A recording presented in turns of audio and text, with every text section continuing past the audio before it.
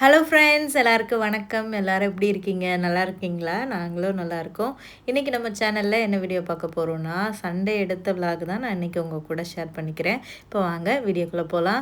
அதுக்கு முன்னாடி நம்ம சேனலை பார்த்துட்டு நிறைய பேர் சப்போர்ட் பண்ணுறீங்க, சப்ஸ்கிரைப் பண்ணுறீங்க. எனக்கு சப்போர்ட் பண்ணி சப்ஸ்கிரைப் பண்ணுற எல்லாருக்குமே ரொம்ப ரொம்ப நன்றிங்க. இப்போ வீடியோக்குள்ளே போகலாமா? ஸோ ஞாயிற்றுக்கிழமை காலையில் இந்தியன் ஸ்டோர் போக வேண்டிய வேலை இருந்தது. கொஞ்சம் வீட்டுக்கு தேவையான திங்ஸ் எல்லாம் வாங்க வேண்டியது இருந்தது. அதுக்காக தான் போயிருந்தோம். போயிட்டு வரும்போதே எல்லோரும் வாயில் போட்டு சாப்பிட்டு மென்னுக்கிட்டு தான் வந்தோம். என்னென்னா கடலை மிட்டாய் தான் வாங்கினோம். கடலை மிட்டாய் வந்து இங்கே இந்தியன் ஸ்டோரில் கிடைக்கும். அதுவும் எங்கேருந்து வந்திருக்கு தெரியுமா அந்த கடலை மிட்டாய்? மதுரை, கோவில்பட்டி அந்த சைடெல்லாம் அந்த கடலை மிட்டாய் ரொம்ப ஃபேமஸ் பார்த்திங்களா? ஸோ அங்கேருந்து வந்திருக்கு. அந்த சைட்லேருந்து வர்ற கடலை மிட்டாய்க்குனே ஒரு டேஸ்ட் இருக்குங்க. ஒரு டிஃப்ரெண்ட்டான ஒரு டேஸ்ட்டு நல்லாயிருக்கும். ஸோ அதில் நாங்கள் ஒரு பாட்டில் வந்து வாங்கிட்டு வந்திருந்தோம். அது வீட்டுக்கு வர்ற வரைக்கும் எங்களுக்கு வந்து இருந்து சாப்பிட பொறுமை இல்லை. அதனால் கார்லேயே வச்சு எல்லோரும் ஷேர் பண்ணி சாப்பிட்டுட்டு வந்துட்டுருந்தோம். கூடவே வந்து இந்த பார்லேஜி பிஸ்கட்டுங்க. ஸோ 90s கிட்ஸ் எல்லாருக்குமே ஒரு நல்ல ஒரு மெமரி இருக்கும் இந்த பார்லேஜி பிஸ்கட்டு எல்லாருக்குமே.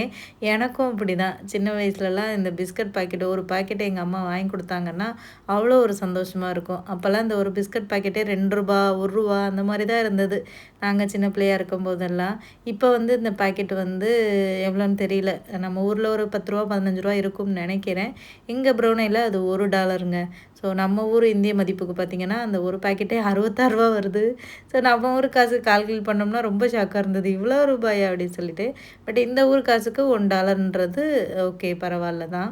அப்புறம் இந்த திங்ஸுகள் தான் நான் வாங்கினேன். முக்கியமாக வந்து இட்லி அரிசி வாங்க தான் போனேன். ஏன்னா இட்லி தோசை பண்ணுறதுக்கு இட்லி அரிசி கண்டிப்பாக வேணும். அது இல்லை சுத்தமாக. அதுவும் அதுக்கப்புறமா சட்னி வைக்கிறதுக்கு கொஞ்சம் கடலை, அப்புறம் வீட்டில் ஆயில் சமைக்கிறதுக்கு சுத்தமாக எண்ணெய் இல்லை. அது 1 லிட்டர் வாங்கிட்டு அப்புறம் ஒரு தேங்காய் வாங்கினேன். அப்புறம் ஒரு ஹேர் ஆயில் வாங்கிட்டு வந்திருந்தேன். இந்த பஜாஜ்லேருந்து ஆல்மண்ட் ஆயில்னு சொல்லிட்டு ஒரு பாட்டிலில் வந்து இந்த ஆயில் வந்து வரும். இது நான் ஊரில் இருக்கையில் வந்து யூஸ் பண்ணியிருக்கேங்க. கொரோனா பீரியடில் இந்த 2020ல் இந்த ஆயில் வந்து வாங்கி நான் யூஸ் பண்ணேன். அது வந்து எனக்கு நல்ல ரிசல்ட்டு கொடுத்த மாதிரி இருந்தது. ஹேர் வந்து நல்லாவே வளர்ந்தது. அதே மாதிரி ரொம்ப இந்த ஃப்ரிஸி ஹேராக இருக்கும் பார்த்திங்களா?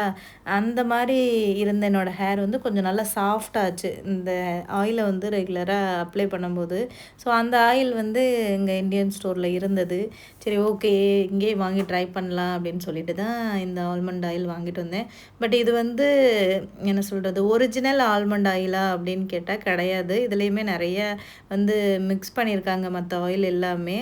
பட் அதோட ஸ்மெல் எல்லாமே ரொம்ப நல்லாயிருக்கும். பட் எனக்கு வந்து இது செட் ஆச்சு. ஆல்ரெடி யூஸ் பண்ணியிருக்கனால அதனால் ஒரு பாட்டில் வந்து வாங்கிட்டு வந்தேன். அதே மாதிரி ரொம்ப முடியும் கொட்டாது. எனக்கு செட் ஆச்சு. நீங்கள் யாராவது இந்த ஆயில் யூஸ் பண்ணியிருக்கீங்களா? உங்களுக்கு எப்படி ரிசல்ட் இருந்தது அப்படின்றத கமெண்ட்டில் வந்து ஷேர் பண்ணுங்கள். இது ப்ரொமோஷன்லாம் இல்லை, சும்மா நான் யூஸ் பண்ணனால உங்கள் கூட அப்படியே வீடியோவில் வந்து ஷேர் பண்ணுறேன். அப்புறம் பசங்களுக்கும் தலையில் வந்து எண்ணெய் வந்து தேய்ச்சி விட்டேன். அதிகமாக எண்ணெய் தேய்க்கிற பழக்கமே எனக்கு இருக்காதுங்க. அதனாலேயே என்னமோ என் முடி வந்து ரொம்ப வந்து அந்த திக்னஸே இல்லாத மாதிரி இருக்கும். அப்படி இனிமேயாச்சும் கொஞ்சம் நல்லா வந்து எண்ணெய் தேய்க்க ஆரம்பிக்கணும்னு நினச்சிருக்கேன். ஒரு சிஸ்டர் கமெண்டில் கூட சொல்லியிருந்தாங்க, உங்களுக்கு முன்னாடி இருந்ததை விட இப்போ கொஞ்சம் முடி வளர்ந்த மாதிரி இருக்குதுன்னு சொல்லிட்டு. அதை பார்க்கும்போது ரொம்ப ஹாப்பியாக இருந்துச்சு. அப்படியா அப்படின்னு சொல்லிட்டு. ஏன்னா முடி வந்து எனக்கு ரொம்ப ஒல்லியாகவும் இருக்கும். அது மட்டும் இல்லாமல் கம்மியாக தான் இருக்கும். ஸோ ஓகே இந்த ஹேர் ஆயில் நீ ட்ரை பண்ணுவோம் எப்படி இருக்குன்னு பார்க்கலாம் அப்படின்ட்டு தான் வாங்கிட்டு வந்திருந்தேன். பட் இதோட அந்த ஸ்மெல் எனக்கு ரொம்ப பிடிக்கும், நல்லாயிருக்கும். பட் நம்மளே தேங்காய் எண்ணெயில் வந்து கருவேப்பிலை அந்த மாதிரிலாம் காய்ச்சி வந்து தேய்க்கலாம். அது இதை விடவே நல்லா முடி வந்து வளரும். நான் ஊர்லேருந்து வரும்போது ஒரு மூலிகை பாட்டில்னு சொல்லிட்டு ஒரு பாட்டில் வாங்கிட்டு வந்தேன். அதுலேயே வந்து வெந்தயம், ஆவாரம்பூ, அதுக்கப்புறம் இந்த வேம்பாலம் பட்டை இதெல்லாமே மிக்சடாக போட்டு வச்சுருப்பாங்க ஒரு ஹெர்பல் பாட்டில் மாதிரி. அதில் வந்து நான் தேங்காய் எண்ணெயை ஊற்றி ஊற வச்சு அதை தேய்ச்சிட்டு இருந்தேன். இப்போ அது வந்து காலி ஆகிடுச்சு. அதுக்கப்புறம் சரி ஓகே இதை வந்து இப்போ ட்ரை பண்ணலாம் அப்படின்னு. ஆனால் அந்த கருவேப்பிலை, செம்பருத்தி பூ, சின்ன வெங்காயம், அப்புறம் கத்தாழை இதெல்லாமே போட்டு காய்ச்சி அதை தேய்ச்சோம்னா இன்னுமே நல்லா எஃபெக்டிவாக இருக்கும். இந்த பாட்டில் காலியானதுக்கப்புறம் அந்த மாதிரி ட்ரை பண்ணலான்னு நினச்சிட்ருக்கேன். அப்புறம் வீட்டுக்கு வந்துட்டு வரும்போதே நாங்கள் சிக்கன் வாங்கிட்டு வந்திருந்தோம். என் பசங்களுக்கும் சரி ஹஸ்பண்டுக்கும் சரி இப்போல்லாம் சிக்கன் இல்லாமல் டேயே போகுதில்ல. டெய்லி நான்வெஜ் சாப்பிட்டே பழகிட்டாங்க. அடிக்கடி இப்போ சிக்கனாக தான் இருக்குது. அன்றைக்கி சண்டே வேறு சிக்கன் இல்லைன்னா எப்படின்ட்டு ஒரு 4 பீஸ் சிக்கன் வாங்கிட்டு வந்திருந்தோம். ஆளுக்கு ஒரு பீஸு தந்தூரி சிக்கன் மாதிரி பண்ணலான்னு சொல்லிட்டு. சரி எப்போவுமே ஒரே மாதிரி தானே சிக்கன் ஃப்ரை வந்து பண்ணுறோம். இன்றைக்கி கொஞ்சம் க்ரீன் சிக்கன் பண்ணலான்னு சொல்லிட்டு கொஞ்சம் சேஞ்ச் பண்ணி இன்க்ரீடியன்ட் எல்லாம் சேஞ்ச் பண்ணி பண்ணியிருந்தேன். சூப்பராக வந்திருந்தது. எப்படி பண்ணுறதுன்னு பார்க்கலாமா? ஒரு மிக்ஸி ஜாரில் 1 டேபிள் ஸ்பூன் சீரகம், 1 டேபிள் ஸ்பூன் சோம்பு, ஒரு அரை துண்டு பட்டை, 2 கிராம்பு, 2 ஏலக்காய், அப்புறம் நம்ம பிரியாணி ஸ்பைசஸ்க்கு என்னென்னலாம் சேர்ப்போம் அதெல்லாம் சேர்த்துக்க வேண்டியதான். என்கிட்ட இருந்த அந்த பிரியாணி ஸ்பைசஸ் எல்லாம் சேர்த்துக்கிட்டேன். அதுக்கப்புறம் காரத்துக்கு ஒரே ஒரு பச்சை மிளகா தான் சேர்த்துருக்கேன். காரம் அதிகமாக வேணும்னா நிறையா சேர்த்துக்கலாம். அப்புறமா கொஞ்சம் கருவேப்பிலை, அப்புறம் கொத்தமல்லி, பூண்டு, இஞ்சி இதை எல்லாத்தையுமே வந்து நல்லா வந்து ஃபைனாக அரைச்சிக்கலாம். என்கிட்ட கரம் மசாலா வந்து காலி ஆயிடுச்சு. இந்த பிரியாணி ஸ்பைசஸ் எல்லாத்தையுமே போட்டு அரைச்சி பாட்டிலில் வச்சுருப்பேன். அது காலி ஆகிடுச்சு. அதனால தான் நான் வந்து இந்த மாதிரி பிரியாணி ஸ்பைசஸ் வந்து மிக்சியில் சேர்த்துருக்கேன். அந்த பவுடர் இருந்துச்சுன்னா வெறும் இஞ்சி, பூண்டு, பச்சை மிளகா, கருவேப்பிலை, கொத்தமல்லி மட்டும் போட்டு அரைச்சிட்டு, அந்த பவுடர் இருந்துச்சுன்னா அது கூட மிக்ஸ் பண்ணிக்கலாம். ஸோ இதை வந்து தண்ணி ஊற்றாமல் நல்லா கொஞ்சம் கொரப்பாக தான் அரைச்சிக்கிட்டேன். ஸோ அரைச்சிட்டு இதுதான் இந்த சிக்கனுக்கு மசாலாவே. வேறு எதுவும் நம்ம எக்ஸ்ட்ரா ஆட் பண்ண போகிறதில்ல. எக்ஸ்ட்ரா ஆட் பண்ணுறதுனா உப்பு, மஞ்சள் பொடி மட்டும்தான் நான் எக்ஸ்ட்ரா ஆட் பண்ணேன். ரொம்ப டேஸ்ட் ரொம்ப நல்லா இருந்தது. அந்த கொத்தமல்லியோட ஃப்ளேவர் ரொம்ப சூப்பராக இருந்தது. கூடவே புதினா இருந்தாலும் ஆட் பண்ணிக்கலாம். புதினா என்கிட்ட இல்லை. வீட்டில் அந்த செடியில் இருக்கிற புதினா தான் இருக்குது. அதை பறித்தோன்னா கம்ப்ளீட்டாக அந்த செடியில் ஒன்றுமே இருக்காது. கொஞ்சம் தானே வீட்டில் இருக்குது. அதனால் நான் அதை எடுக்கலை. வெறும் கொத்தமல்லி போட்டே பண்ணலான்னு சொல்லிட்டு, அப்புறம் அந்த பேஸ்ட்டு, அப்புறம் உப்பு, கொஞ்சம் மஞ்சள் பொடி, ஒரே ஒரு டேபிள் ஸ்பூன் ஆலிவ் ஆயில் மட்டும் சேர்த்துருக்கேன். அவ்வளோதான். இதை அப்படியே மிக்ஸ் பண்ணிவிட்டு அப்படியே இந்த சிக்கனில் அப்ளை பண்ணிவிட்டு ஒரு 20 நிமிஷம் ஊற விட்டுட்டு அதுக்கப்புறமா வந்து நம்ம கிரில் பண்ணோம்னா சூப்பராக இருக்கும். டேஸ்ட் ரொம்ப நல்லா இருந்தது.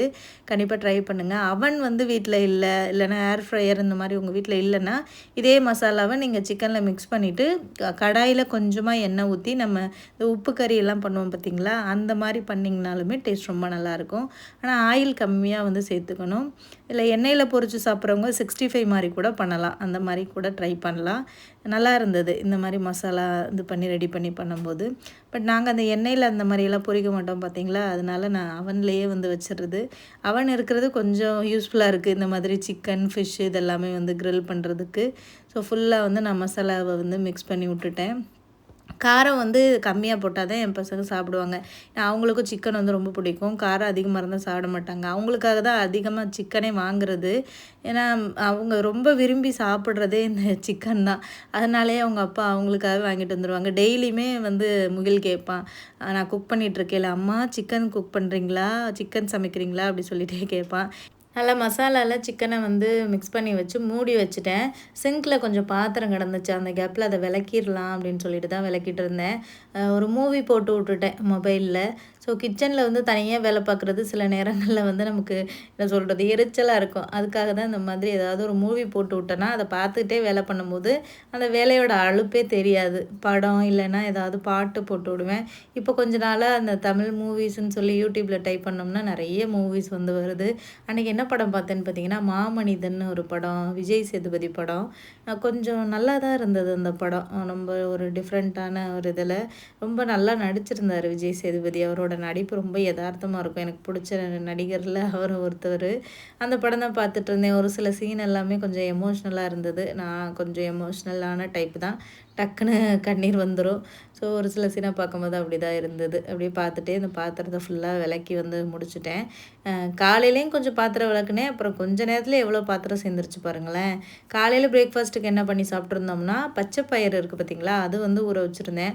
அதை வந்து குக்கரில் வேக வச்சுட்டு அதில் கொஞ்சம் தேங்காய், சர்க்கரை போட்டு சாப்பிட்ருந்தோம். அது ரொம்ப நல்லாயிருக்கும். அதுதான் வந்து பிரேக்ஃபாஸ்ட்டாகவே சாப்பிட்டு முடிச்சுட்டு அப்புறமா லஞ்ச் தான் கொஞ்சம் ஹெவியாக வந்து சமைச்சிருந்தோம். ஹஸ்பண்ட் காலையில் ஒரு 9 மணி போல் ஜெரடாங் மார்க்கெட் போயிட்டு மீன் வாங்கிட்டு வந்துட்டாங்க. மீனெல்லாம் வாங்கி வீட்டில் கொஞ்சம் பாத்திரத்தில் தண்ணி ஊற்றி போட்டுட்டு திரும்ப தான் நாங்கள் கடைக்கு போயிருந்தோம். ஏன்னா மீன் வாங்கிட்டு வந்த உடனே தான் ஆயில் போய் பார்த்தேன். சமைக்கிறதுக்கு சுத்தமாக ஆயிலே இல்லை. அப்புறம் கடைக்கு போயிட்டு ஆயிலெல்லாம் வாங்கிட்டு வீட்டுக்கு வந்துட்டு தான் அந்த மீனெல்லாம் க்ளீன் பண்ண ஸ்டார்ட் பண்ணேன். என்ன மீன் வாங்கினோம் அப்படின்றத ஷார்ட்ஸில் ஷேர் பண்ணியிருந்தேன் பார்த்தீங்களா. கொஞ்சம் அந்த அயிலை மீனும் அப்புறம் வெலை மீன் மாதிரி ஒரு 2 மீன் வாங்கிட்டு வந்துருந்தாங்க. அந்த மீன் பேர் என்னென்னு எனக்கு தெரியல. அந்த அயிலை மீன் பேர் மட்டும்தான் வந்து தெரிஞ்சது. ஆனால் மீன் வந்து நல்லா ஃப்ரெஷ்ஷாக இருந்தது. அதனால் தண்ணியில் போட்டுகிட்டே போயாச்சு. தண்ணியில் போட்டு போனால் அது கெட்டு போகாது, அப்படியே இருக்கும். நாங்கள் போயிட்டு ஒரு மணி நேரத்துக்குள்ளேயே வந்துடுவோம் இல்லையா, அதனால தான். அப்புறம் பாத்திரத்தெல்லாம் விலைக்கு முடிச்சுட்டு அந்த சிக்கனை நம்ம நம்ம மசாலா போட்டு மிக்ஸ் பண்ணி வச்சுருந்தோம்ல, அதை வந்து அவனில் எடுத்து வச்சிடலான்னு சொல்லிட்டு அந்த பிளேட்டில் எடுத்து வச்சுட்டேன். ஒரு 20 நிமிஷத்துக்கு முன்னாடியே வந்து அவனை ப்ரீ ஹீட் பண்ணி வச்சுருந்தேன். அப்படி வச்சோன்னா நமக்கு சீக்கிரமாகவே சிக்கன் வந்து குக் ஆயிரும். அப்படியே எடுத்து வச்சிட வேண்டியதான். எப்போவுமே அந்த சிக்கன் அந்த ட்ரேயில் தான் வைப்பேன். இந்த ட்ரேயில் வச்சோம்னா அந்த சிக்கனில் இருக்கிற தண்ணி எல்லாம் இறங்கி கொஞ்ச நேரத்துலேயே அந்த ட்ரே ஃபுல்லாக ஒரு ஓரங்களில் தண்ணியாக இருக்கும். அப்புறம் நான் அந்த ட்ரேயை எடுத்துகிட்டு அந்த தண்ணியை வந்து கீழே வடித்து விடுவேன். ஸோ இந்த மேலே ஒரு கம்பி மாதிரி கொடுத்துருக்காங்க. அது மேலே அந்த சிக்கனை வச்சோன்னா அந்த சிக்கனில் இருக்கிற கொஞ்சம் தண்ணி எல்லாமே அந்த பிளேட்டில் வந்து வடிஞ்சிருது. அப்போ அது அந்த தண்ணி எடுக்கிறது ரொம்ப ஈஸியாக இருந்துச்சு. அதனால் இந்த மாதிரி தான் வச்சுட்ருக்கேன். குறைஞ்சது இந்த சிக்கன் வந்து வேகிறதுக்கு ஒரு 1/2 மணி நேரமாவது ஆகும். நல்லா கிறிஸ்பியாக வேக வைக்கணும் அப்படின்னா ஒரு 45 நிமிஷமாவது ஆகும். அதனாலேயே அவனை வந்து நம்ம முன்னாடியே ப்ரீ ஹீட் பண்ணி வச்சுட்டோன்னா சீக்கிரமாக 45 நிமிஷத்தில் வெந்துடும். இப்போ ப்ரீ ஹீட் பண்ணாமல் குக் பண்ணோம்னா குறைஞ்சபட்சம் ஒரு 1 ஹவராச்சும் ஆகும். ஒவ்வொரு அவனை பொறுத்து இருக்குது டைமிங் வந்து. இதை விட சீக்கிரமாக குக் பண்ணுற அவன் எல்லாமே இருக்குது. இதை விட குவாலிட்டி நல்லா பார்த்து வாங்கினோம்னா. பட் இந்த அவனில் வந்து கொஞ்சம் டைம் எடுக்க தான் செய்யுது. அதுக்கப்புறமா மீனை வந்து க்ளீன் பண்ண ஆரம்பிச்சுட்டேன். மீன் கொஞ்சம் நிறையா தான் இருந்தது. அந்த அயில மீனே பார்த்திங்கன்னா 5 மீன் இருந்தது. அது 1 கிலோ $7. இந்த 2 மீனும் வந்து $3 கொடுத்தாங்களாம். ரொம்ப பரவாயில்லன்னு தோணுச்சு. $7 எப்போவுமே அயில மீன் $6 $7 இருக்கும். ஆனால் விலை மீன் வந்து எப்போவுமே விலை அதிகமாக தான் இருக்கும். அதுவுமே $6 இருக்கும். ஆனால் இந்த 2 மீனே 1 கிலோ இருக்கும். அதே $3 கொடுத்துருக்காங்களேன்னு ஆச்சரியமாக இருந்தது. ஒருவேளை பழைய மீனாக இருக்குமோ அப்படின்னு ஹஸ்பண்ட்டை கேட்டேன். ஆனால் அந்த செதிலெல்லாம் பார்க்கும்போது அவ்வளோ ஃப்ரெஷ்ஷாக இருந்துச்சு. ஹஸ்பண்ட் சொன்னாங்க அப்போ தான் கொண்டு வந்து கொட்டிகிட்டு இருந்தாங்க, நல்லா சீப்பாக கிடச்சிது மீன், அதனால தான் வாங்கிட்டு வந்தேன்னு. நான் வந்து அந்த விலை மீன் மாதிரி இருக்கிறத எடுத்து ஃப்ரிட்ஜில் வச்சுட்டேன். ஏன்னா ஒரே நாளில் எல்லாத்தையும் குக் பண்ணால் நம்ம சாப்பிட்றதுக்கு முடியாதுன்னு சொல்லிட்டு சிக்கனும் இருந்தது. அதனால் ஒரு மீனை மட்டும் குழம்பு வச்சுருவோம், அடுத்த நாளும் நமக்கு வரும். இந்த மீனை வந்து ஃப்ரிட்ஜில் வச்சிடலாம், இன்னொரு நாள் குழம்பு வச்சுக்கலாம், இல்லைனா ஃப்ரை பண்ணிக்கலான்னு சொல்லிட்டு க்ளீன் பண்ணிவிட்டு ஃப்ரிட்ஜில் வச்சுட்டேன். எப்போவுமே மீன் வாங்கினோன்னா க்ளீன் பண்ணிவிட்டு ஃப்ரிட்ஜில் வைக்கிறது நல்லது. ஏன்னா அப்படியே மீனை வைக்கும்போது அந்த குடல் எல்லாமே பார்த்திங்கன்னா சீக்கிரமாகவே இதாகிடும். அப்போ அடுத்து நம்ம எடுத்து க்ளீன் பண்ணும்போது ரொம்ப ஸ்மெல்லு வரும். அதனால் குடலெல்லாம் எடுத்துகிட்டு க்ளீன் பண்ணிவிட்டு வச்சோம்னாத்தே மீன் வந்து கொஞ்சம் நல்லா ஃப்ரெஷ்ஷாக இருக்கிற மாதிரியே இருக்கும். அதனால் எப்போவுமே க்ளீன் பண்ணி வச்சுருது. மீனெல்லாம் க்ளீன் பண்ணி அந்த வெலை மீனை ஃப்ரிட்ஜில் வச்சுட்டேன். அந்த அயில மீனை மட்டும் குழம்பு பண்ணலான்னு சொல்லிட்டு தேங்காய் ஊற்றி தான் பண்ண போகிறேன். இப்போல்லாம் வர வர தேங்காய் வச்சு சமைக்கிறது தான் பிடிக்குது. மீன் குழம்பு டேஸ்ட்டுமே ரொம்ப நல்லா இருக்குது. அதனால் ஃப்ரெஷ்ஷாக ஒரு தேங்காய் உடச்சிட்டேன். ஒரு அரை முடியாச்சும் தேவைப்படும் இந்த மீன் குழம்புக்கு. இந்த கன்னியாகுமரி ஸ்டைல்லலாம் பண்ணுவாங்க பார்த்திங்களா மீன் குழம்பு, அந்த மாதிரி தான் வந்து பண்ணிகிட்ருக்கேன். லாஸ்ட்டாக அப்லோட் பண்ணியிருந்த லாங் வீடியோவில் என்னோடய லைஃப்பில் நடந்த ஒரு சில அந்த வரதட்சணை விஷயங்களை பற்றி பேசி போட்டிருந்தேன். அதை பார்த்துட்டு ஒரு சில சிஸ்டர்ஸ் வந்து கமெண்ட் பண்ணியிருந்தீங்க, எங்களோட லைஃப்பில் இந்த மாதிரி நடந்திருக்கு அப்படின்னு சொல்லிட்டு. அதில் ஒரு சிஸ்டர் என்ன கமெண்ட் பண்ணியிருந்தாங்கன்னா, நானும் தெரியாதனமாக போய் அந்த புதக்குழிகளை மாட்டிக்கிட்டேன் சிஸ்டர், அதுலேருந்து வெளியில் வர்றதே கஷ்டமாக இருக்குது அப்படின்ற மாதிரி சொல்லியிருந்தாங்க.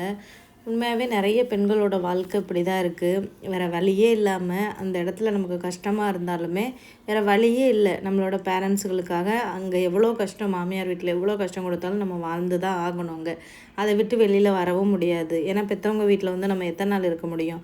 அதுவும் கல்யாணம் ஆன பொண்ணுங்க வந்து அம்மா அப்பா வீட்டில் வந்து இருந்தாங்கன்னு வைங்களேன், ஒரு வாரம் இருக்க முடியுமா? ஒரு வாரத்துக்கு மேலே நம்ம தங்கிட்டோம்னாலே அக்கம் பக்கத்துலலாம் ஒரு மாதிரி பேச ஆரம்பிச்சிருவாங்க. ஏன் நம்ம அம்மா அப்பாவே கேட்க ஆரம்பிச்சிருவாங்க, என்னம்மா வந்து ஒரேடியாக தங்கிட்டேன், எப்போம்மா போக போகிறேன் அப்படின்னு சொல்லிட்டு. ஸோ கல்யாணம் ஆன பொண்ணுங்க வந்து பெத்த தாய் தகப்பன் வீட்டுக்கு வர்றது வந்து ஒரு விருந்தாளி மாதிரி தான் நம்ம வந்துட்டு போக முடியும். அந்த மாதிரி தான் இருக்குது இப்போ இருக்கிற சூழ்நிலைகள் எல்லாமே. அது ஏன்னே தெரியல. மாமியார் வீட்டில் வந்து நம்ம கொண்டு போகிற நகைகளை வச்சும் நம்ம கொண்டு போகிற அந்த சீர் பொருட்களை வச்சும் தான் நமக்கு அங்கே மதிப்பே. நிறைய நகை போட்டு நிறைய சீரெல்லாம் அம்மா அப்பா செஞ்சுருந்தாங்கன்னு வைங்களேன், அங்கே நமக்கு வந்து நல்ல ஒரு மரியாதை கிடைக்கும். அதுவுமே ரொம்ப நாளுக்கெலாம் தாக்கு பிடிக்காது, கொஞ்சம் நாளைக்கு மட்டும்தான் அந்த கல்யாணம் ஆன புதுசில். அதே ஒரு பொண்ணு கொஞ்சமாக நகை போட்டு கொஞ்சமாக சீர்பொருட்கள் கொண்டு போனால் அந்த பொண்ணுக்கு மரியாதை ஒரு மாதிரி இருக்கும். ஆனால் அல்டிமேட்டாக அங்கே வந்து டாப்பில் இருக்கிறது அப்படின்னு பார்த்திங்கன்னா அந்த நகையும் அந்த பணம் அந்த சீர்பொருட்கள் அது மட்டும்தான். அப்போ பொண்ணுங்களுக்குன்ற ஒரு மரியாதையே வந்து கிடையாது. அதாவது ஒரு ஆணும் பெண்ணும் 2 பேரும் சேர்ந்து தான் வந்து கல்யாணம் பண்ணி வைக்கிறாங்க. அதில் வந்து பொண்ணு வீடு தான் இவ்வளோ பணம் நகையெல்லாம் கொண்டு வரணும் அப்படின்றது இந்த சட்டத்தை வந்து யார் கொண்டு வந்தானே தெரியல. மாப்பிள்ளை வீட்டிலேருந்து பொண்ணு வீட்டுகளுக்கு வந்து எதுவும் அந்த மாதிரி பொண்ணு வீட்டுக்காரவங்க எதிர்பார்க்க மாட்டேங்கிறாங்க. ஆனால் ஒரு சில பொண்ணு வீட்டுக்காரவங்களும் மாப்பிள்ளை வீடு வந்து ரொம்ப வசதியாக இருக்கணும், மாப்பிள்ளை அவ்வளோ லட்சக்கணக்கில் சம்பளம் வாங்கணும், அது இருக்கணும், வீட்டில் இது இருக்கணும் அப்படின்ற மாதிரி ஒரு சில பொண்ணு வீட்டுக்காரங்க சைடு எதிர்பார்க்குறாங்க. அதுவும் ஒரு வகையான வரதட்சணை தானே. நம்ம வந்து பெண்களுக்கு நடக்கிற இந்த மாதிரியான கொடுமைகளை பற்றி தான் வந்து சொசைட்டி வந்து அதிகமாக வந்து பேசுது. ஆனால் ஆண்களுக்கு நடக்கிற இந்த மாதிரியான விஷயங்களை வந்து அந்தளவுக்கு வெளியில் பேச மாட்டேங்கிறாங்க. ஆனால் ஆண்களுக்கும் இது மாதிரி நடக்கத்தான் செய்யுது. எத்தனையோ பெண் வீடுகளில் வந்து மாப்பிள்ளை வீட்டில் வசதி கம்மியாக இருக்குது, அதுவும் மாப்பிள்ளையோட கேரக்டரு நல்ல மாப்பிள்ளையா அப்படின்னு பார்க்குறத விட, மாப்பிள்ளை வீட்டுக்காரவங்க ஆடம்பரமாக இருக்காங்களா, கார் இருக்கா, பங்களா இருக்கா, மந்த்லி 2-3 லட்சம் சம்பளம் வாங்குறாங்களா, வெளிநாட்டில் வேலை பார்க்குறாங்களா, நம்ம பொண்ணை வெளிநாட்டுக்கு கூட்டிகிட்டு போயிடுவாங்களா, அந்த மாதிரியான ஒரு ரிச்சான லைஃப் ஸ்டைல் இருக்கா அப்படின்னு மாதிரி பார்த்து நல்ல மாப்பிள்ளைங்களை கூட சில பேர் இழக்கத்தான் செய்கிறாங்க. ஸோ 2 சைடுமே தப்பு இருக்குது. ஸோ இந்த மாதிரியான தப்புகள் வந்து எவ்வளோ ஜென்ரேஷன் ஆகுமோ நம்ம நாட்டிலலாம் மாறுறதுக்கு. இனிமேல் வர ஜென்ரேஷன், அதாவது நம்மளோட குழந்தைங்கள்லாம் இருக்காங்கல்ல, அவங்கக்கிட்டலாம் சொல்லி வந்து நம்ம வந்து வளர்க்கணும். வரதட்சணை வாங்குறதும் தப்பு, கொடுக்குறதும் தப்பு. நீ படி, நீ சம்பாரி. அதே மாதிரி அந்த பொண்ணும் நல்லா படிக்கட்டும், அவங்களும் சம்பாதிக்கட்டும். ஸோ ஈக்குவலாக 2 பேரும் வந்து நல்லா படித்து நல்லா ஒரு வேலைக்கு போய் 2 பேரும் சம்பாரித்து ஒரு ஃபேமிலியை வந்து லீட் பண்ணுவோம். அதுக்கு இடையில எதுக்கு இந்த வரதட்சணை அப்படின்றத பேரண்ட்ஸ்கள் வந்து டீச் பண்ணணும் இனிமேல் வர்ற குழந்தைங்கள்கிட்ட. இதுக்கு முன்னாடியே தான் நமக்கு வந்து அந்த மாதிரி டீச் பண்ணுறதுக்கு ஆள் இல்லை. அப்படியே ஒருத்தவங்க பண்ணுறதை பார்த்து பார்த்து அடுத்தவங்களும் பார்த்து அப்படியே வந்து பழகிட்டாங்க. ஸோ இனிமையாச்சும் இந்த மாதிரியான ஒரு சூழ்நிலைகளை மாற்றி தான் வந்து பிள்ளைங்களை வளர்த்தா மட்டும்தான் இந்த மாதிரியான வரதட்சணைகளை வந்து ஒழிக்க முடியும். எல்லாருக்கிட்டேயுமே அதிகமான எதிர்பார்ப்புகள், அதாவது இப்போ இருக்கிற காலகட்டத்தில் அன்பு, பாசம், இந்த நல்ல மனுஷங்க அதையெல்லாம் யாருமே பார்க்குறது கிடையாது. பணம் அதிகமாக வச்சுருக்காங்களா, வசதியாக இருக்காங்களா, ஒரு பகட்டான வாழ்க்கை வாழ்கிறாங்களா, அப்போ அவங்களோட நம்ம வந்து ஈவன் ஒரு ஃப்ரெண்டாக பழகுறதுக்கு கூட இந்த காலத்தில் ஒரு ஸ்டேட்டஸ் பார்த்து தான் வந்து பழகுறாங்க. அவங்க நல்லா ரிச்சாக இருக்காங்களா, வசதியாக இருக்காங்களா, அந்த மாதிரியான ஒரு சூழ்நிலை மாறிப்போச்சு. மனசை பார்த்து யாரும் பழகுறது கிடையாது. மனசை பார்த்து எதுவுமே இந்த காலத்தில் நடக்கிறது கிடையாது. எல்லாமே வந்து பணத்தை பார்த்து அந்த மாதிரி மாறிப்போச்சு சூழ்நிலை. கொஞ்ச நாளாகவே என்னோடய தாட் எப்படி இருந்துச்சுன்னா, ஒரு பொண்ணு வந்து நல்லா படித்து ஒரு வேலைக்கு போய் சம்பாரிச்சிட்ருக்காங்க, இண்டிபெண்ட்டாக இருக்காங்கன்னு வைங்களேன். அந்த பொண்ணை வந்து பொண்ணு பார்க்க ஒரு மாப்பிள்ளை வீட்டுக்காரவங்க வராங்கன்னா அவங்கக்கிட்ட வரதட்சணை எதிர்பார்க்க மாட்டாங்க அப்படின்னு நான் நினச்சிட்ருந்தேன். ஏன்னா அந்த பொண்ணு வந்து இண்டிபெண்ட்டாக சம்பாதிக்கிறாங்க. ஸோ அந்த இடத்துல வரதட்சணை அப்படின்றது பெருசாக இருக்காது. ஏன்னா பொண்ணு வந்து நல்லா படிச்சிருக்கு, வேலைக்கு போகிறாங்க அப்படின்னு மாப்பிள்ளை வீட்டு சைடு ஒரு தாட் இருக்கும் அப்படின்னு. ஆனால் அப்படியெல்லாம் கிடைக்காதுங்க. பொண்ணு படிச்சிருந்தாலும் சரி, ஒரு வேலைக்கு போயிட்டு இருந்தாலும் சரி, அந்த பொண்ணுங்கக்கிட்டையும் வரதட்சணை எதிர்பார்க்கத்தான் செய்கிறாங்க இந்த சொசைட்டியில். எனக்கு இப்போ தான் அதுவே தெரிஞ்சிச்சு. இப்போ இந்த சூசைட் பண்ணிக்கிட்ட பொண்ணுங்களாக இருக்கட்டும், எவ்வளோ நகை போட்டு போயிருக்காங்க, எவ்வளோ அவங்களோட ஃபேமிலியுமே ரிச்சாக தான் இருந்தது இந்த ரிதன்யா அந்த பொண்ணுக்கிட்டலாம். அப்படி இருந்தும் அவங்க வீட்டில் வந்து எதிர்பார்க்க தான் செஞ்சுருக்காங்க வரதட்சணை. ஸோ படிப்பு சம்பாதிக்கிறது அது பெரிய பெரிய விஷயம் இல்லை. இங்கே வரதட்சணை எப்படினாலுமே பொண்ணு வந்து எவ்வளோ தான் சம்பாதிச்சாலுமே பொண்ணு வீட்டு சைட்லேருந்து இவ்வளோ நகை போடணும், இவ்வளோ சீர் செய்யணும் அப்படின்ற தாட் வந்து மாப்பிள்ளைங்கக்கிட்ட முக்கால்வாசி பேர்கிட்ட இருக்கத்தான் செய்யுது. அதாவது 100ல் ஒரு 10% உள்ளவங்க வரதட்சணை வாங்காமல் கல்யாணம் பண்ணுறாங்க. ஆனால் மெஜாரிட்டி வரதட்சணை அப்படின்றது அதிகமாக வந்து இருக்கத்தான் செய்யுது. இதுக்கும் படிப்புக்கும் சம்மந்தமே இல்லை அப்படின்றத நான் வந்து புரிஞ்சுக்கிட்டேங்க. இப்போ அந்த பொண்ணு வேலை பார்க்குறாங்க, கல்யாணம் ஆகி முடிச்சுட்டும் வேலைக்கு போகிறாங்க. அப்போ அவங்க வந்து இண்டிபெண்ட்டாக சம்பளம் வந்து ஏர்ன் பண்ணிகிட்ருக்காங்க. அப்போ அந்த சம்பளத்தை வந்து அவங்க அம்மா அப்பாவுக்கு பேரண்ட்ஸுகளுக்கு கொடுக்குறதுக்கு கூட மாமியார் வீட்டில் பெர்மிஷன் வாங்க வேண்டியது இருக்குது. மாமியார்கிட்ட பெர்மிஷன் வாங்கணும், ஹஸ்பண்ட்கிட்ட பெர்மிஷன் வாங்கணுமா. அவங்க பொண்ணு சம்பாதிக்கிற காசை அவங்க பொண்ணோட அம்மா அப்பாவுக்கு கொடுக்குறதுக்கு. இதெல்லாம் எந்த விதத்தில் நியாயம்னே தெரியலைங்க. ஆனால் மாப்பிள்ளை வந்து சம்பாரித்து அவங்க வீட்டு அம்மா அப்பா அவங்க ரிலேட்டிவ்ஸ்க்கு எல்லாமே பண்ணலாம். அதை வந்து இந்த பொண்ணுக்கிட்ட பெர்மிஷன் கேட்க வேண்டிய அவசியமே கிடையாது. ஆனால் பொண்ணை பெற்று கஷ்டப்பட்டு படிக்க வைக்கிறது எல்லாமே வந்து அம்மா அப்பா, அந்த பொண்ணோட அம்மா அப்பா. அவங்களுக்கே கல்யாணத்துக்கு அப்புறம் காசு கொடுக்கறதுக்கு மாப்பிள்ளை வீட்டில் பெர்மிஷன் கேட்க வேண்டியது இருக்குது. இதெல்லாம் எந்த விதத்தில் நியாயம்னே வந்து தெரியல. இப்படியெல்லாம் பண்ணுறவங்களுக்கெல்லாம் மனசாட்சி அப்படின்னு ஒன்று இருக்கா அப்படின்னே தெரியவே இல்லைங்க. ஒரு பொண்ணு கல்யாணம் பண்ணி முடிச்சு வந்துருச்சுன்னா அதுக்கப்புறம் அந்த பொண்ணு வந்து பிறந்து வளர்ந்த வீட்டை ஃபுல்லாக கம்ப்ளீட்டாக மறந்துடணும், பெற்று வளர்த்த அம்மா அப்பாவையும் கம்ப்ளீட்டாக மறந்துடணும். அவங்களுக்கு எதுவுமே வந்து செய்யக்கூடாது, அதை அவங்களே பார்த்துக்கிறணும். ஆனால் மாப்பிள்ளை வீட்டுக்காரவங்க மட்டும் எங்கள் அம்மா அப்பா வந்து எங்களை கஷ்டப்பட்டு வளர்த்தாங்க, அப்போ நான் எங்கள் அம்மா அப்பாவை பார்ப்பேன், நீ சம்பாதிக்கிறதும் இங்கே நம்ம வீட்டுக்கு தான் சொந்தம், இதோடு உங்கள் அம்மா அப்பா வீட்டை மறந்துடணும்னா இதெல்லாம் சொல்லும்போதே என்ன சொல்கிறது, இப்படியும் சில மனிதர்கள் வந்து இந்த உலகத்தில் இருக்கத்தானே செய்கிறாங்க. கொஞ்சம் கூட அந்த பெண்களோட மனநிலையை யோசிக்க மாட்டேங்கிறாங்க. அந்த மாதிரிலாம் பண்ணும்போது அந்த பெண்களோட மனநிலை எப்படி இருக்கும்? ஏன்னா நம்ம அம்மா அப்பாவும் கஷ்டப்பட்டு தானே நம்மளை வளர்க்குறாங்க.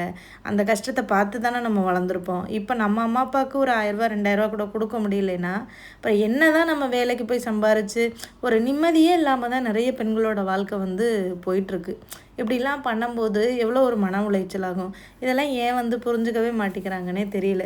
நம்ம சொசைட்டியில் நடக்கிற விஷயங்களை வந்து ஒவ்வொன்றா ஒவ்வொரு டாப்பிக்காக எடுத்து பேசணும்னு வைங்களேன், ஒரு நாள் ஃபுல்லாக பத்தாது. அந்த அளவுக்கு இருக்குது. ஏன்னா அவ்வளோ நிறைய ஸ்ட்ரகிள்ஸில் வந்து ஃபேஸ் பண்ணி தான் வந்து ஒவ்வொரு பெண்ணுமே ஒரு குடும்பத்தில் வந்து வாழ்ந்துட்டுருக்காங்க. ஒரு ஃபேமிலியை வந்து அமைதியாக எந்த பிரச்சனையும் இல்லாமல் பிள்ளைங்க, மாமியார், மாமனார், புருஷன் இந்த மாதிரி சொந்த பந்தங்கள் எல்லாத்தையும் வந்து லீட் பண்ணி போகணுன்னா ரொம்ப பொறுமை வேணும். பொண்ணுங்களுக்கு பொறுமையாக இருந்தால் மட்டும்தான் இந்த சொசைட்டியில் வந்து நம்ம வந்து ரொம்ப ஒரு நல்ல குடும்ப பொண் அப்படின்ற பேர் எடுக்க முடியும். என்னத்த சொல்கிறதுங்க. இதெல்லாம் யோசிக்கும்போது சில நேரம் வந்து டென்ஷனாக ஆகும். ஸோ நாங்கள் சமைச்சே முடிச்சுட்டேன். நான் பேசி அப்படியே அவங்க கூட பேசிகிட்டே மீன் குழம்பு வச்சு சாப்பிட்டுட்டோம். மீன் குழம்பு இந்த சிக்கன் ஃப்ரைமே சூப்பராக ரெடியாக இருந்துச்சு. பசங்க நல்லா சாப்பிட்டாங்க அந்த சிக்கனையுமே. சாப்பிட்டு முடிச்சுட்டு அதுக்கப்புறமா ஒரு 3 மணி போல் வந்து ஹோம்ஒர்க் பண்ணலாம். நாங்கள் ஒரு 2 மணிக்குள்ளெல்லாம் சாப்பிட்டு முடிச்சிட்டோம். ஒரு 3 மணி போல் ஹோம்ஒர்க் பண்ணலான்னு சொல்லிட்டு வந்து உட்காந்தாச்சு. ஏன்னா எப்போவுமே வாரத்தில் வந்து சண்டே ஹோம்ஒர்க் வந்து கொஞ்சம் அதிகமாகவே கொடுத்து விடுவாங்க. வியாழக்கிழமையே கொடுத்து விட்ருவாங்க. ஒரு ஃபைல் போட்டு இந்த வீக்குக்கு என்னென்ன ஹோம்ஒர்க் இருக்குது அப்படின்னு சொல்லிட்டு அதை வந்து நம்ம மண்டே சப்மிட் பண்ணுற மாதிரி இருக்கும். வெள்ளிக்கிழமை லீவு, அதுக்கப்புறம் சாட்டர்டே ஸ்கூல் இருக்கும், சண்டே லீவு. ஸோ நமக்கு அந்த 3 நாள் கேப் இருக்குமா, அதிலே வந்து ஹோம்ஒர்க் பண்ணிடலாம். நான் டெய்லி கொஞ்சம் கொஞ்சம் பண்ண சொல்லுவேன். ஸோ சண்டே கம்ப்ளீட்டாக ஹோம்ஒர்க் வந்து முடிச்சுட்டு மண்டே அந்த ஃபைலை வந்து அனுப்பி விட்ருவேன். ஸோ ஒன்று ஒன்றா பார்த்து சொல்லி கொடுத்துட்ருந்தேன். அதை வந்து பண்ணிகிட்டு இருந்தான். நெக்ஸ்ட்டு ஆதவை படிக்க வச்சுட்டு முகிலையும் படிக்க வைக்கணும். ஒரே நேரத்தில் சொல்லி கொடுத்து ஹோம்ஒர்க்கெல்லாம் பண்ணி முடிக்கவே ஒரு 5 மணி பக்கம் ஆயிருங்க. ஒரு 2 மணி நேரமாவது எடுக்கும். ஏன்னா சின்ன பசங்க இல்லையா, பொறுமையாக தான் நமக்கு சொல்லி கொடுக்குற மாதிரி இருக்கும். குழந்தைங்கள வளர்க்குறதுக்கும் ரொம்ப பொறுமை வேணும். முகிலுக்கு வந்து பொட்டுக்கடலை வேணும்னு சொல்லிட்டு பொட்டுக்கடலை பாக்கெட் எடுத்துகிட்டு வந்துருந்தேன். காலையில் தான் வாங்கிட்டு வந்துருந்தேன். அதில் அதை எடுத்து கொடுத்தா சாப்பிட்டுட்ருப்பான். அப்புறம் ஹோம்ஒர்க்லாம் சொல்லி முடிச்சுட்டு அப்புறம் பாத்திரங்கள்லாம் கிடந்தது, கிச்சனை ஃபுல்லாக க்ளீன் பண்ணிவிட்டு அதுக்கப்புறம் நைட்டு வந்து பசங்களுக்கு ஸ்நாக்ஸ் பண்ணலாம் அப்படின்னு சொல்லிட்டு பிளான் பண்ணியிருந்தேன். நான் ஸ்கூலுக்கு வந்து ஸ்நாக்ஸு கொடுத்து விடுறதுக்கு ஒன்றும் இல்லை. அப்புறம் அன்றைக்கி பண்ணியிருந்தோம் பார்த்திங்களா, அந்த ப்ரௌன் ரைஸ் மட்டை அரிசி வச்சு ஒரு லட்டு, அது பண்ணலாம். அதை பண்ணி வச்சுக்கிட்டோம்னா ஸ்கூலுக்கு 1 2 உருண்டை மாதிரி வச்சு விட்றலாம் அப்படின்னு சொல்லிட்டு அது பண்ணலான்னு தான் நினச்சிட்ருந்தேன். வீட்டு வேலையெல்லாம் முடிச்சுட்டு அந்த லட்டு பண்ண ஆரம்பிக்கவே டைம் ஆகிடுச்சு. ஒரு 9:30க்கு மேலே ஆயிடுச்சு டைமு. அதுக்கப்புறம் நான் அந்த லட்டுலாம் பண்ணி முடித்து தூங்கவே 11 மணி பக்கம் ஆகிடுச்சு. ஏன்டா இந்த லட்டு பண்ண ஸ்டார்ட் பண்ணோம் அப்படின்ற மாதிரி நினச்சிட்டோம். இனிமேல் டே டைம்லேயே அந்த லட்டு ஸ்நாக்ஸ் எல்லாம் பண்ணிடணும், நைட்டு வந்து பண்ணக்கூடாது அப்படின்ற நிலைமைக்கு வந்துட்டேன். ஏன்னா டைம் ரொம்ப இழுத்துருது. அப்புறம் நைட்டு தூங்க லேட் ஆயிடுது. அப்புறம் காலையில் சீக்கிரம் 5 மணிக்கு எந்திரிக்கணும். ஸோ சுத்தமே தூக்கமே இல்லாத மாதிரி இருந்தது. 11 மணிக்கு தூங்க போனோன்னா தூங்குறதுக்கே ஒரு 11:30 ஆயிரும். 11:30 12 மணி ஆயிரும். எனக்கெல்லாம் படுத்தோடனே தூக்கம் வராது. ரொம்ப நேரம் ஆகும் தூக்கம் வர்றதுக்கே. அதுக்கப்புறமா தூங்கி அப்புறம் காலையில் சீக்கிரம் எந்திரிக்கிறோமா, அதனால் ரொம்ப டயர்டாகவே இருக்கும். ஸோ இனிமேல் அந்த தப்பு பண்ணக்கூடாது. ஸ்நாக்ஸ் ஏதாவது பண்ணுறதுனா டே டைம்லேயே பண்ணி வச்சிடணும்னு பிளான் பண்ணிட்டேன். அப்புறம் பாத்திரத்தை எல்லாத்தையும் விளக்கிட்டு சிங்க்கெல்லாம் க்ளீன் பண்ணிவிட்டு தூக்கம் வர்ற மாதிரி இருந்தது. அப்புறம் ஒரு டீயை போட்டு குடிச்சிட்டு வேலையை ஆரம்பிப்போன்னு சொல்லிட்டு டீ போட்டேன். நான் முழிச்சிட்ருக்கவும் ஆதவும் தூங்காமல் முழிச்சிட்ருந்தான். முகில் வந்து தூங்கிட்டான் நல்லா. ஆதவை போய் தூங்குடான்னு சொன்னேன். இல்லைம்மா நான் இருக்கேன் அப்படின்னு சொல்லிட்டு இருந்தான். அப்புறம் டீ போட்டுட்டு இருந்தேனா, டீ குடிக்கிறியான்னு கேட்டேன். சரி எனக்கும் கொடுங்க அப்படின்னு கேட்டான். அவங்க அப்பாலாம் போய் தூங்கிட்டாங்க. அப்புறம் நானும் ஆதவும் உட்காந்து டீ குடிச்சிட்டு அப்புறம் அவனை தூங்க வச்சுட்டேன். அம்மா தூங்குறதுக்கு ரொம்ப நேரம் ஆகும், நீ அது வரைக்கும் முழிச்சிட்ருக்க முடியாது, போய் தூங்குடா அப்படின்னு சொல்லிட்டு. சரிம்மான்னு சொல்லிவிட்டு டீ குடிச்சிட்டு அவன் போய் தூங்கிட்டான். அதுக்கப்புறம் நான் மட்டும்தான் வந்து கிச்சனில் உருட்டிகிட்டு இருந்தேன். என் ஹஸ்பண்ட் எப்போவுமே சொல்லுவாங்க, 9:30க்கு மேலே ஃபோனையே தொடக்கூடாது, கிச்சன் பக்கம் போகக்கூடாது, அதுக்குள்ளே போய் தூங்கிரு, எவ்வளோ வேலைனாலும் பார்த்துக்கலாம், தூங்கிருன்னு சொல்லுவார். ஆனால் நமக்கு வந்து கிச்சன் வேலை நைட்டு அந்த பாத்திரத்தெல்லாம் விளக்கி முடிச்சுட்டு ஓரங்கட்டி வச்சுட்டு தூங்கினா தான் காலையில் எழுந்திரிச்சு நமக்கு ஸ்ட்ரெஸ் இல்லாமல் வேலை பார்க்க முடியும். 5 மணிக்கு எந்திரிச்சு நம்ம வரையில் சிங்க்கு ஃபுல்லாக பாத்திரம் கிடந்துச்சுன்னா காலையில் எப்படி இருக்கும்? காலையிலே அப்படியே டென்ஷன் ஆயிரும். அப்புறம் பசங்களை ஸ்கூல் அனுப்புகிறதே பெரிய ஒரு ஒரு ஸ்ட்ரெஸ்ஸாக மாறிடும். அதனால் நான் கிச்சனை வந்து முடிஞ்ச அளவுக்கு சுத்தம் பண்ணி வச்சுட்டு காலையில் அந்த ஃப்ரெஷ்ஷாக வந்து வாஷ் பேஷனில் வந்து ஒரு பாத்திரமே இல்லாமல் பார்க்குறதே ஒரு நிம்மதியாக இருக்கும். ஸோ அதனால தான் நைட்டு தூங்க லேட் ஆயிடுது. ஆனால் ஹஸ்பண்ட் சொல்லுவாங்க, லேட்டாக தூங்காத, லேட்டாக தூங்குறனால தான் உனக்கு உடம்பு வந்து டயர்டாக இருக்குது, டல்லாக இருக்குன்னு சொல்கிற. லேட்டாக தூங்கி இதே மாதிரி ரெகுலராக பண்ணினா தைராய்டு ப்ராப்ளம் வந்துரும்னு சொல்லி திட்டிகிட்டே இருப்பாங்க. இருந்தாலுமே எனக்கு அந்த பழக்கத்தை மாற்றிக்கவே முடியல. ஆனால் தூக்கன்றது ரொம்ப முக்கியம் பார்த்திங்களா? டே ஃபுல்லாகவும் நம்ம வீட்டு வேலை, பசங்க அப்படி இப்படின்னு பார்க்குறோம். பகல்லையும் தூங்க முடியாது. ஸோ குறைஞ்சது நம்ம வந்து ஒரு 7 மணி நேரமாவது வந்து தூங்கணும். 8 மணி நேரமாவது நல்லா தூங்கணும். குறைஞ்சபட்சம் 7 மணி நேரமாவது தூங்கணும். பட் நம்ம பெண்களுக்கு வந்து கல்யாணம் ஆகிட்டு குழந்தைங்கன்னு வந்துட்டாலே இந்த தூக்கம் அப்படின்றது சுத்தமாகவே வந்து இருக்காது. எனக்கெல்லாம் தூக்கம் அப்படின்றதே இல்லைன்னே வந்து சொல்லலாம். டே டைம்லேயும் தூங்க முடியாது. தூங்குவேன், ஆனால் என் பசங்க வந்து எழுப்பி விட்ருவாங்க. மதியத்துக்கு மேலே சாப்பிட்டுட்டு கொஞ்சம் நேரம் தூங்கலாம், ரெஸ்ட் எடுக்கலான்னு பார்த்தா பசங்க தூங்கினா தான் நம்ம தூங்க முடியும். அவங்கள வந்து முழிக்க வச்சுட்டு நம்ம தூங்க முடியாது இல்லையா? அதனால் கிடைக்கிற டைமில் தூங்கிக்கிறது பெஸ்ட்டு. காலையில் தூங்கலான்னு பார்த்தா வீட்டு வேலை இருக்கும், லஞ்ச் பண்ணுறது அந்த மாதிரிலாம் இருக்கும். ஸோ அதனால் என்றைக்காவது ஒரு நாள் வீட்டு வேலை எதுவுமே இல்லாமல் நல்லா தூங்கு, வீட்டு வேலையெல்லாம் நாங்கள் பார்த்துக்குறோம், கிச்சன் ஒர்க்கெல்லாம் நாங்கள் பார்த்துக்குறோம், நாங்கள் சமைச்சு தரோம் அப்படின்னு யாராச்சும் ஒரு ஆள் சொன்னாங்கன்னு வைங்களேன், அப்போ அவ்வளோ சந்தோஷமாக இருக்கும். ஆனால் அப்படியெல்லாம் சொல்கிறதுக்கெல்லாம் நமக்கு யார் வரப்போகிறா பாருங்கள். காலம் ஃபுல்லாக நமக்கு வந்து இந்த வீட்டு வேலை அப்படின்றது இருக்கத்தான் செய்யும். என்ன பண்ணுறது? இதெல்லாம் நமக்கு வந்து என்ன சொல்கிறது, பார்ட் ஆஃப் லைஃப் தானே. சரி வாங்க, இப்போ வந்து நான் அந்த லட்டு பண்ணேன், ஹெல்தி லட்டு. அது எப்படி பண்ணேன்னு பார்க்கலாம்.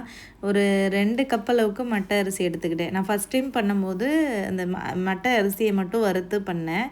அன்னைக்கு திரும்ப 2வது டைம் பண்ணும்போது கூடவே இந்த பச்சை பயிறு, அதுக்கப்புறமா பொட்டுக்கடலை இதெல்லாமே போட்டு பண்ணேன். பாதாம் பருப்பு, பொட்டுக்கடலை, அப்புறம் வேர்க்கடலை இதெல்லாமே போட்டு பண்ணேன். கொஞ்சமாக அரிசி வந்து வறுத்ததுக்கப்புறமா கொஞ்சம் சூடானதுக்கப்புறமா ஒரு 2 கைப்பிடி அளவுக்கு பச்சை பயிறு வந்து சேர்த்துக்கிட்டேன். ஸோ இந்த மாதிரி பண்ணி கொடுத்தா நல்லா சாப்பிட்றாங்க, ரொம்ப ஹெல்த்தியும் கூட. இது கூட வந்து கருப்புளுந்தை சேர்க்கலாம், முந்திரி, பிஸ்தா, அதுக்கப்புறம் இந்த வெள்ளரி விதை, அதுக்கப்புறமா வந்து பம்கின் சீடெல்லாம் இருக்குது பார்த்திங்களா? என்னென்ன நட்ஸ் இருக்கோ அது எல்லாமே வந்து சேர்த்துக்கலாங்க. உண்மையாகவே ரொம்ப ரொம்ப நல்லது தான். நல்ல ஹை ப்ரோட்டீனும் கூட பச்சை பயிறு இதெல்லாமே சேர்க்கும்போது. ஸோ ஒரு 3 கருப்பட்டியை வந்து பாகு காய்ச்சி எடுத்து ஆற வச்சுட்டேன். அப்புறம் அந்த பச்சை பயிரும் கொஞ்சம் சூடாக ஆரம்பிச்சிருச்சா, அதுக்கப்புறமா வந்து 2 கைப்பிடி அளவுக்கு வேர்க்கடலை வந்து சேர்த்துக்கிட்டேன். அதுக்கப்புறமா ஒரு கைப்பிடி அளவுக்கு பாதாம் வந்து சேர்த்துக்கிட்டேன். ஸோ எல்லாத்தையும் போட்டு நல்லா வறுத்துற வேண்டியதான். ஃபைனலாக தான் பொட்டுக்கடலை சேர்த்தேன். ஏன்னா பொட்டுக்கடலை ஃபஸ்ட்டே சேர்த்தோம்னா கரிஞ்சு போயிடும். ஏன்னா அது டக்குன்னு கரிஞ்சு போகிறது தானே. மற்றது கூட வந்து அந்தளவுக்கு வந்து கருகாது, அந்த சூட்டிலே கிடக்கும். அதனால் லேட்டாக தான் வந்து பொட்டுக்கடலை வந்து சேர்த்துக்கிட்டேன். காலையில் தான் நான் போய் ஒரு 1/2 கிலோ பொட்டுக்கடலை வாங்கிட்டு வந்திருந்தேன் இந்தியன் ஸ்டோரில். இந்த லட்டு பண்ணலாம் அப்படின்னு சொல்லிட்டு. ஏன்னா இது எல்லாமே ரொம்ப நல்லது, குழந்தைங்களுக்கு நல்ல ஸ்ட்ரென்த்து கொடுக்கும். இந்த மாதிரி வந்து பண்ணி வச்சுக்கலாம். நான் அன்றைக்கி தேங்காய் சேர்க்காம தான் பண்ணியிருந்தேன். ஏன்னா இதை 2-3 நாள் ஸ்டோர் பண்ணி வைக்கலாம் அப்படின்னு சொல்லிவிட்டு நான் தேங்காய் வந்து சேர்க்கலை. தேங்காய் சேர்த்தோம்னா டக்குன்னு கெட்டு போயிடும். இதையுமே நான் பிடிச்சி ஃப்ரிட்ஜில் தான் வந்து வச்சுருந்தேன், ஒரு லட்டு மாதிரி உருண்டை பிடிச்சி. ரொம்ப நல்லா இருந்தது சாப்பிட்றதுக்கு. என் ஹஸ்பண்டு எல்லாருமே நல்லா சாப்பிட்டோம். ஒரு நாளைக்கு ஒரு 2 உருண்டை நம்மளுமே வந்து சாப்பிட்லாம். ஏன்னா இதில் நல்லா வந்து நமக்கு வந்து சத்துக்கள் வந்து கிடைக்கும். ஸோ இதில் வந்து நல்லா வறுத்துட்டு ஒரு 5-6 ஏலக்காய் வந்து போட்டுக்கிட்டேன் வாசத்துக்காண்டி. நல்லா வாசம் கொடுக்கும் அரைக்கும்போது. அவ்வளோதாங்க. இதை அப்படியே ஆற வச்சுட்டு நம்ம மிக்சியில் வந்து அரைச்சிக்கலாம்.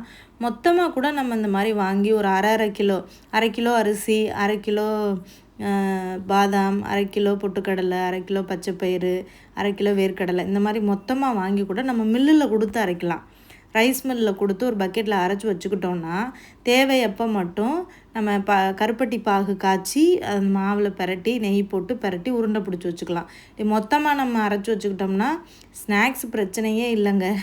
நம்ம ஊராக இருந்தால் ரைஸ் மில்லு எல்லா இடங்கள்லையுமே இருக்கும். ஸோ ஈஸியாக நம்ம வந்து அரைச்சி வச்சுக்கலாம்.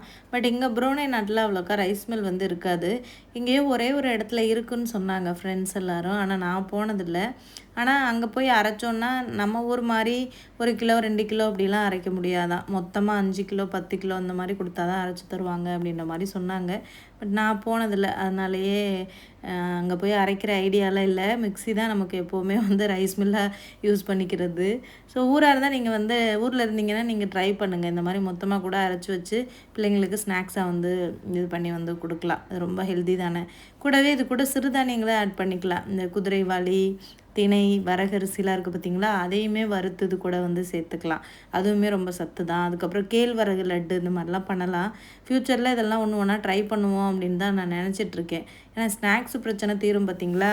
கடையில் வாங்குகிற காசுக்கு இந்த மாதிரி ஹெல்த்தியாக வாங்கி நம்மளே பண்ணி கொடுத்துர்லாம். லட்டுக்கு வருத்தம் பார்த்திங்களா, அதை வந்து ஒரு பிளேட்டில் போட்டு ஃபேன் காற்றுல ஆற வச்சுட்டேன். அந்த கேப்பில் வந்து இட்லிக்கு வந்து அரிசி ஊற வச்சுருந்தேன். அதை வந்து மிக்சியில் அரைச்சிடலாம் தான் அரைச்சிட்ருக்கேன். ராகி தான் ஊற வச்சுருந்தேன். ராகி, இட்லி அரிசி, உளுந்து, 1 கப்பு ராகி, 1 கப்பு இட்லி அரிசி, 3/4 கப்பு உளுந்து, 1 டேபிள் ஸ்பூன் வெந்தயம், இது எல்லாத்தையுமே வந்து ஊற வச்சுருந்தேன். ஒரு 6 மணி நேரம் பக்கம் ஊறிச்சு. அதுக்கப்புறம் அதை மிக்சியில் போட்டு அரைச்சிட்டேன். பெரிய மிக்சியில் தான் வந்துட்டு அந்த லட்டு பண்ணுறதுக்கு அரைப்பேன். அந்த மிக்சியை வந்து ஈரமாக்கிட்டோம்னா லட்டுக்கு வந்து அரைக்க முடியாது. ஏன்னா லட்டுக்கு வந்து மிக்சி வந்து ஈரமே இல்லாமல் ட்ரையாக இருக்கணும். அதனால் இந்த இட்லி மாவை அரைக்க முடியல அந்த பெரிய மிக்சியில். அதனால் குட்டி ஜார் இருந்துச்சு. இப்போ தான் ஹஸ்பண்ட் ஊருக்கு இந்தியா போயிருந்தாங்களா, அப்போ வாங்கிட்டு வந்து இந்த குட்டி மிக்சி, அதில் தான் வந்து ஒரு 2 பேட்சாக போட்டு மாற்றி மாற்றி அரைச்சிக்கிட்டேன். அப்படியே சமாளித்து அரைச்சிக்கலான்னு சொல்லிட்டு. இல்லைனா அந்த பெரிய மிக்சியில் அரைச்சோம்னா ஈரமாயிரும். அதுக்கப்புறமா அதை தொடச்சிட்டு தெரியணும் இல்லையா, அதனால தான். அப்புறமா அந்த மாவை நல்லா அரைச்சிட்டு உப்பு போட்டு கையால் மிக்ஸ் பண்ணி வச்சுட்டேன். நல்லா காலையில் பொங்கி புளிச்சு வரும். இட்லியோ தோசையோ வந்து ஊற்றிக்கலாம். ஸோ காலையில் பிரேக்ஃபாஸ்ட் பண்ணுற வேலை வந்து மிச்சமாயிரும். இந்த மாதிரி இட்லி தோசை மாவு அரைச்சி வச்சுட்டோன்னா ஈஸியாக முடிஞ்சிருன்றேன். வேலை எப்போவுமே இருக்க தான் செய்யும். பிரேக்ஃபாஸ்ட் பண்ணுறதுக்கு கொஞ்சம் ஈஸியாக இருக்கும் இட்லி தோசை மாவு இருந்தால். ஸோ அந்த கேப்பில் அந்த நம்ம லட்டுக்கு வந்து ஆற வச்சுருந்தோம் பார்த்திங்களா, அது வந்து நல்லாவே வந்து ஆறிடுச்சு. அதை மிக்சியில் போட்டு நல்லா அரைக்கலாம். இதை அரைச்சி அந்த தட்டில் வந்து அந்த பவுடரை கொட்டும்போது அப்படி ஒரு மணம் வரும். ஏன்னா ஏலக்காய் சேர்த்துருக்கோம் பார்த்திங்களா, அதனால தான். ஸோ நல்லா நைஸாக வந்து அரைக்கணும். அப்போ தான் லட்டு உருண்டை பிடிக்கிறதுக்கும் நல்லாயிருக்கும், சாப்பிடும் போதும் நல்லாயிருக்கும். நல்லா அரிசியை வந்து வறுத்துறணும், நல்லா பொரிஞ்சு வர அளவுக்கு. கடுகடு நல்லா இருக்கக்கூடாது, நல்லா பொரிஞ்சால் தான் டேஸ்ட்டுமே ரொம்ப நல்லாயிருக்கும். ஸோ அந்த மிக்ஸி ஃபுல்லாக எல்லாத்தையும் வந்து கொட்டிட்டு நல்லா வந்து ஒரு சுற்றணும். ஹீட் ஆகும் மிக்ஸி, ஏன்னா இதில் வந்து தண்ணியெல்லாம் ஊற்றாமல் தானே அரைக்கிறோம். அதனால் நல்லா வந்து ஃபைனாக வந்து விட்டு விட்டு அரைக்கணும். பாருங்கள், சூப்பராக வந்து அரைச்சிருச்சு பார்த்திங்களா. இது கொட்டையிலேயே அவ்வளோ ஒரு மனம். ஆரம்பத்துலலாம் முகில் வந்து பார்த்திங்கன்னா இந்த ஹெல்தி ஃபுட்டே சாப்பிடவே மாட்டான்.